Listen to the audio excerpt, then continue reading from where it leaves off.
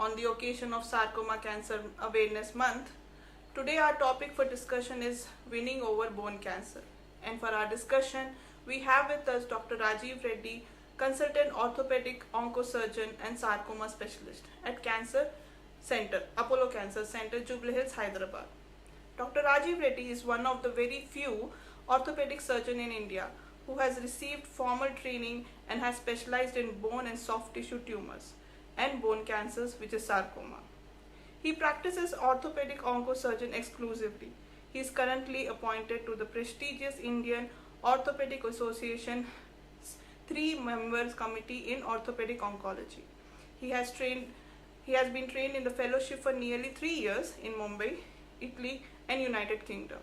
He has numerous publications in various prestigious international journals including CORR, that is Clinical Orthopedics and Related Research and Sarcoma.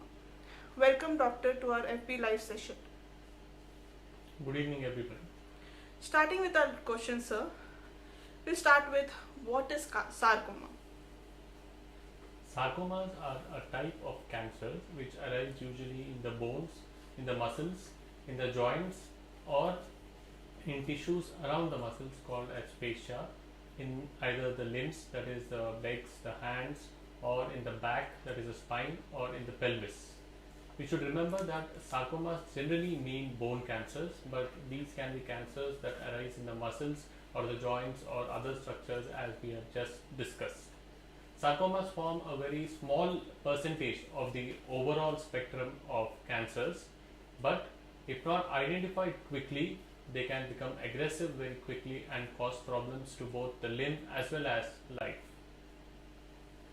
Sir, what are the types of bone cancer we have? Bone tumors is a very wide term which encompasses benign tumors. Benign tumors are tumors which begin in the bones but they do not spread outside the bone generally. Malignant tumors, which are commonly called as bone cancers or sarcomas, that is, they begin in the bones. These kind of cancers begin in the bones, they enter the blood and then reach lungs or other bones. These are commonly called as bone cancers or sarcomas or malignant bone tumors. The third type of bone tumors are metastatic bone tumors, that is, the problem usually lies in the lungs or breast or prostate where there is a cancer, and then this cancer enters the blood and reaches any of the 206 bones in the body and causes what is called as metastatic bone disease. This metastasis, that is cancer from another organ, reaches the bone, makes it weak and sometimes causes a fracture called as pathologic fracture. So broadly speaking, bone tumors can be benign, which do not spread, malignant, which spread, which are called as bone cancers or sarcomas or malignant tumors, or third type called as metastasis, where the primary problem is in some other organ like the breast or prostate or lungs. Sir, if it is a starting phase, I can say, what are the symptoms? Usually bone cancers occur in a younger age group of population, that is in kids who are less than 10 years old or adolescents who are less than 20 years old. Sometimes bone cancers occur at an age above 45 or 50 years. Generally in the middle age group, that is between 20 to 45, we see benign bone tumors, but at the extremes, that is in younger children and older adults, we see malignant bone cancers or sarcomas. Usually we see that children, when they present with a limp, that is when their walking style changes, when their gait changes, then the parents notice that something is wrong. Sometimes the child himself or herself tells the parent that they have pain in certain part of the limbs or hands, and then the parent notices that this persistent pain is causing a problem and the child is not walking properly. Sometimes there's a swelling which is increasing in size either in the limbs or the back or the pelvis, and this increasing size of the swelling is a concern for both the parents as well as, if it's an adult age group, the patient as well. So broadly speaking, it could be persistent pain, which is the number one complaint, which is not getting relieved with analgesics or routine painkillers. The second symptom is swelling in the limbs or in the back, which is increasing in size. And the third symptom, which is sometimes seen when these above two symptoms are ignored, is a fracture of the bone when there is a trivial injury like fall in the washroom or slip and fall from the cycle or something like that. When the bone fractures, and that is when we come to know that this bone has been weakened by the tumor, hence it has got fractured in with such a trivial injury, with such a minor injury. So persistent pain and swellings which are increasing in size should never be ignored, and they could be a sign that this is a tumorous condition. Sir, you said that kids below 10 years or 20 years or 15 years will have swelling or persistent swelling. How do you diagnose bone cancer clinically, and does it have any stages? Clinically, the first thing that we look at when a child or an adult comes with persistent pain or swelling is that where exactly is the pain, where exactly is the swelling, what are the sizes of these swellings, if they are multiple in number or they are single in number, what is the size of the swelling, and whether this swelling is angry looking, like whether it is red, and whether the skin is stretched over the lesion, is the swelling movable or is it moving with the underlying muscles or the joint. If it is pain, then where is the pain, and whether this pain is present throughout the day, or whether the child or the adult has to get up in the night, whether the pain is so severe that the child has to get up in the night and take painkillers. Is there any fever associated with this kind of pain, and what are the relieving factors, what relieves the child or the adult from pain. Usually the general trend that we see is the pain that is associated with bone cancers or bone tumors gets relieved only temporarily with painkillers and returns back very quickly. So the patient is in quite a distress and needs to see a doctor immediately because of the worrisome pain. The different kinds of bone cancers usually present in almost a similar way, hence clinically one cannot exactly diagnose what kind of bone cancer it is, but the orthopedic oncologist does get an idea that this could be a benign tumor or a malignant tumor, and based on that he then decides to move forward. Sir, how rapidly does it spread within the bones or other part of the body? Yes, as Pavni just asked us previously, there are two stages of bone cancers. Practically speaking, one is the early stage, which is localized or it's restricted only to a particular bone or a particular muscle, and the second stage where it has spread beyond that particular bone or muscle into the lungs or into other bones or other parts of the body. So even though there may be many stages, academically speaking, medically speaking, practically there are two stages, that is the early stage which is restricted to a bone, or an advanced stage where it has already spread beyond a bone or a muscle into the lungs and other organs or other bones. Sir, are bone cancers curable, sir? What are the treatment types? Like any cancer, bone cancer is curable if it is identified and if it is treated early and in an accurate way. It should be treated by somebody who has been trained in the treatment of bone cancers and bone tumors and who's adept at treating these problems in an efficient way. One must also understand that the treatment for bone tumors and bone cancers is changing very rapidly all the time. Hence, the orthopedic oncologist should be aware of the latest trends and the recent advances in these particular bone cancers and sarcomas. We should recall that even about 15-20 years ago, majority of the bone cancers or bone tumors used to be treated by amputation, where the limb, the leg or the hands affected by these bone cancers used to be removed by a procedure called as amputation. But with the advances in the last 20 years and with the efforts put in by senior orthopedic oncologists in India and abroad, today we have reached a stage where majority of the bone cancers can be treated by something called as a limb salvage surgery, where instead of amputating or removing the limbs are saved by doing a surgery called limb salvage.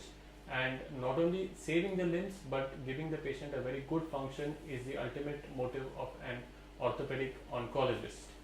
Limb salvage surgery has progressed by leaps and bounds in the last 15 years, and we have now reached a stage where if the bone cancer is identified early, then not only the limb can be saved but also the life of the patient with very good surgery, chemotherapy, and sometimes radiation oncology.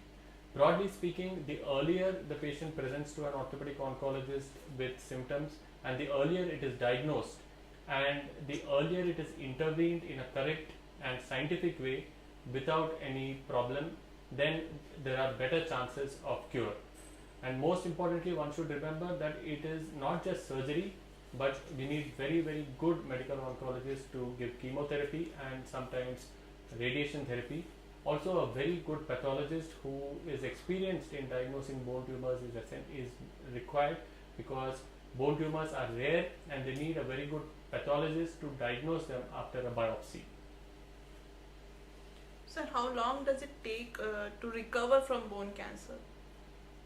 Recovery depends on the type of bone cancer. As we said, the moment the patient or the child presents to an orthopedic oncologist, the first thing that the orthopedic oncologist does is ask for an X-ray.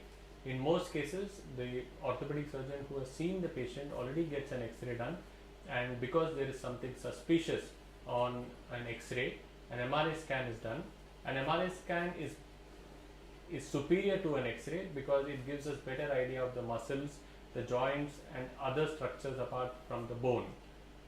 Once the MRI scan is done, the orthopedic oncologist then discusses with the radiologist and proceeds with a procedure called as a biopsy of the bad looking area on the MRI. The biopsy is a simple procedure, and it is usually done by either the interventional radiologist or in some cases by the orthopedic oncologist. Though it's a simple procedure, it has to be planned and it has to be done in a very skillful way. And nowadays we do not do open biopsies, we do not operate and give an incision for a biopsy unless it's absolutely necessary. It is usually done by a keyhole approach using a needle, sometimes in the outpatient department and sometimes in the operation theatre. During a biopsy, the orthopedic oncologist or the radiologist inserts a needle into the tumor and extracts about 4 to 6 pieces of the tumor, and then sends this tumor material both for tumor testing as well as infection testing. The pathologist then takes over from here, and the specimen, that is the biopsy sample, is looked at under the microscope, and the pathologist then gives us a diagnosis of a bone cancer or bone tumor. As we have discussed, there are many types of bone tumors or bone cancers, so the pathologist then does few more tests called as immunohistochemical tests and other tests, which helps us to identify the exact type of bone cancer. This is important because different types of bone cancers have different treatments and different prognosis and different kinds of overall results. Hence, it is important to get a proper diagnosis before any intervention is done. Once a diagnosis of bone cancer is made on biopsy or on the pathology, generally a whole body PET-CT scan is done, or in a few cases, instead of a PET-CT scan, a CT chest and a bone scan, whole body bone scan is done. These scans are done to make sure that the cancer is not present in any other part of the body like the lungs or other organs or bones, and it helps us also in knowing how active this particular cancer is in the leg or the hand. Once an X-ray, MRI, biopsy and a PET report are available, the orthopedic oncologist then decides along with the patient to go ahead with the treatment. And in common cancers, the most common bone cancer, that is osteosarcoma, the first treatment that is given is chemotherapy, which is given by a medical oncologist, followed by surgery, wherein the limb is saved using special surgical techniques, and more chemotherapy is given after the surgery to make sure that the tumor does not recur in the future as much as possible. In a few tumors like Ewing's sarcoma, which is the second most common cancer, bone cancer that is commonly seen in children, occasionally radiation can also be given after chemotherapy and surgery. In benign bone tumors like giant cell tumor, surgery is generally the only modality of treatment, and there is no chemotherapy or radiation therapy given unless indicated in a few cases. So overall, benign bone tumors which do not spread are usually treated by surgery.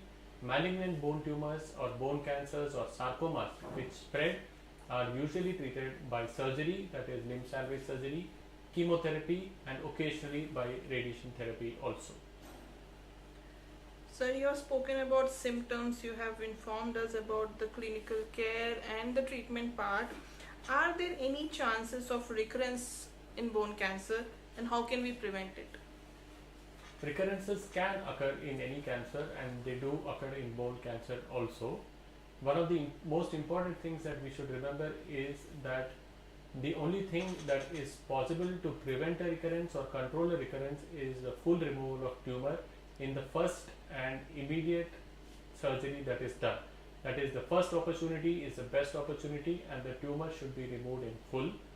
Even after the tumor is removed in full, in a few cases there are chances that the cancer may come back, which is unfortunate, but the aim of the surgery is to remove the tumor in full in the first surgical attempt itself, so that the chances of recurrence are decreased. One should remember that even after removing the tumor fully, there may be a recurrence. Hence, the only way one can remain alert and vigilant is to have a regular follow-up with the orthopedic oncologist. Usually, the patient follows up with the orthopedic oncologist once every 3 months with the limb X-ray or ultrasound and a chest X-ray or chest CT as decided by the orthopedic oncologist. The sooner the recurrence is spotted, the smaller it is when it is spotted, the better it is for the patient as well as the surgeon, because a smaller recurrence is easy to deal with and easier to handle. And overall, in the long term, one should remember that though most sarcoma patients who present early recover very well with good function and with a good lifespan, it is the chemotherapy response that ultimately decides the future of the patient, and a good chemotherapy response is very essential for a safe and secure future. Though limb salvage surgery can give the patient a good limb which is functioning, it is chemotherapy that is absolutely essential for the patient to have a safe future. Sir, we have few questions from the audience.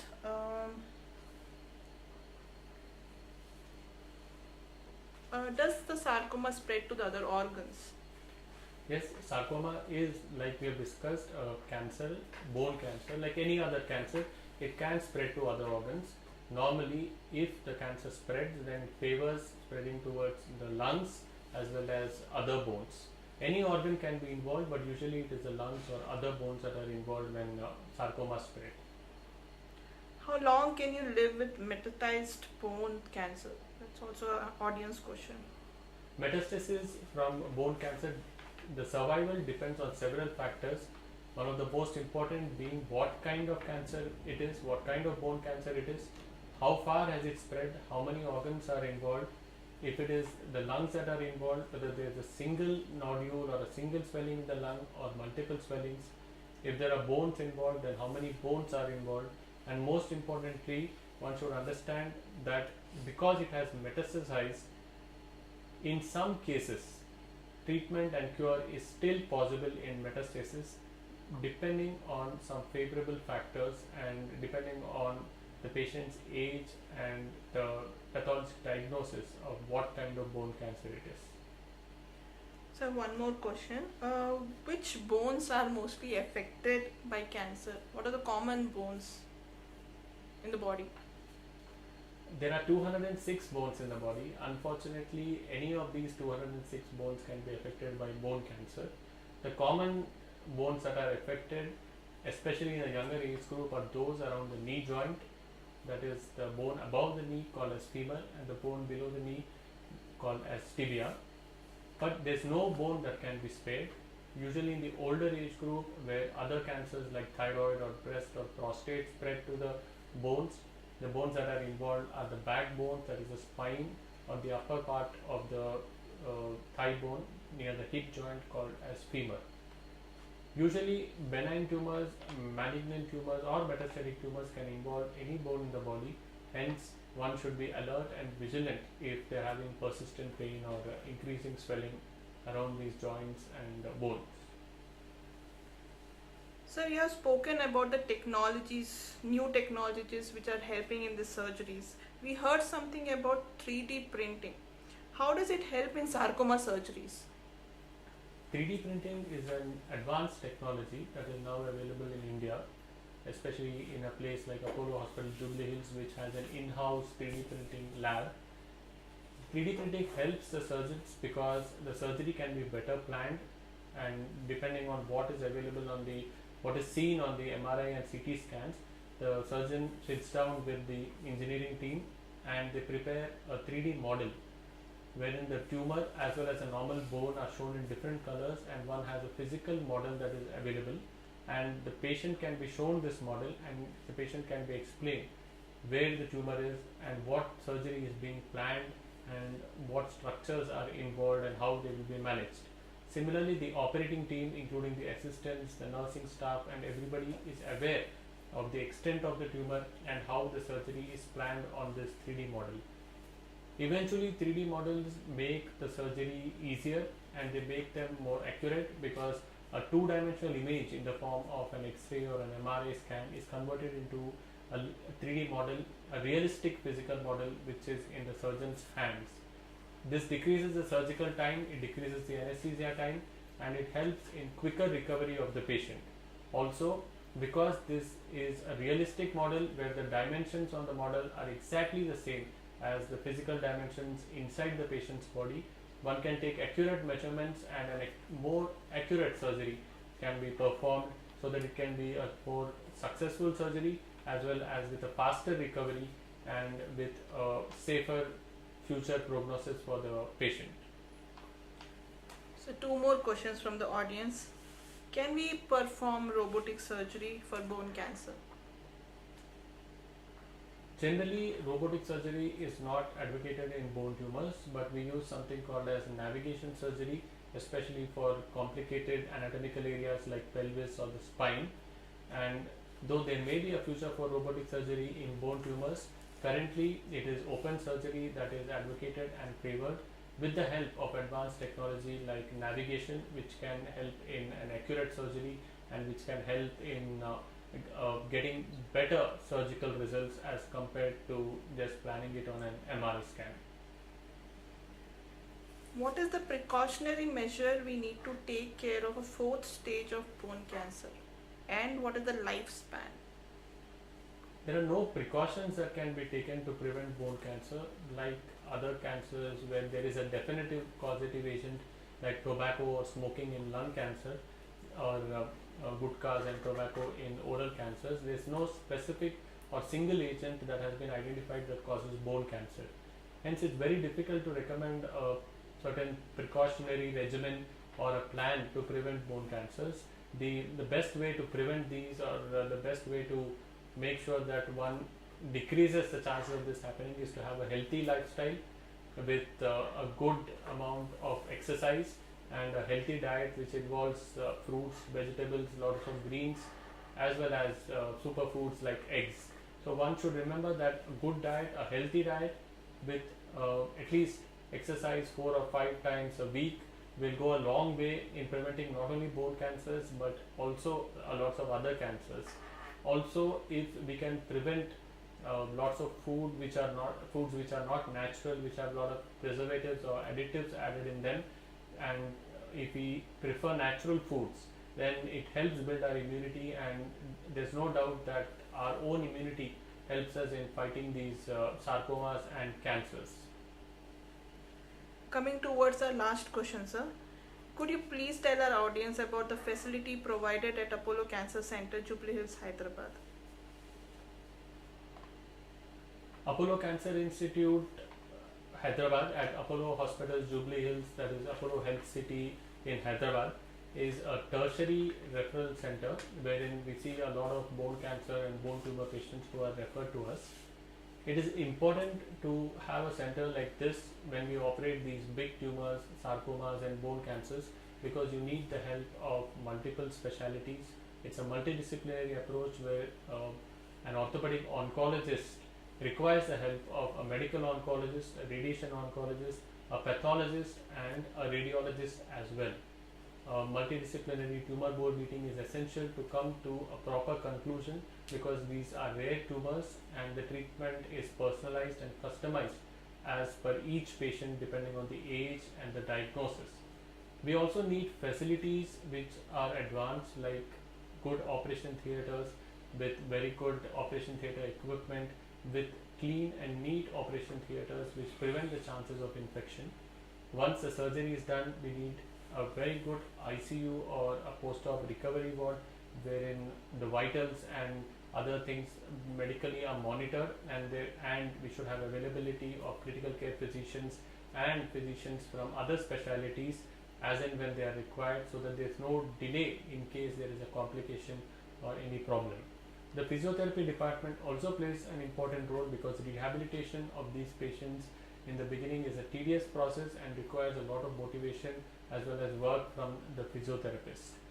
Everybody, including the counselors, the oncology team and the oncology managers, have to have a positive attitude, and in this kind of a setup there should be no compromise done when the patient has any complication or when the patient needs a certain specialist or help from a certain doctor.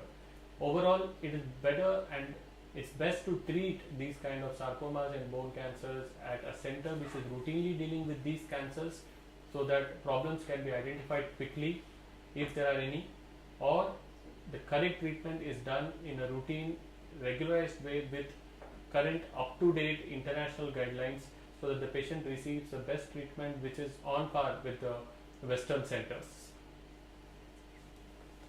Dear viewers, we have come to an end of our session and hope we have covered all the aspects. If you still have more doubts, you can book an appointment with Dr. Rajeev Reddy and clarify. Thank you, doctor, for educating our audience in today's session. Thank you for joining us. Stay tuned for more such educative live sessions. Namaste. Thank you.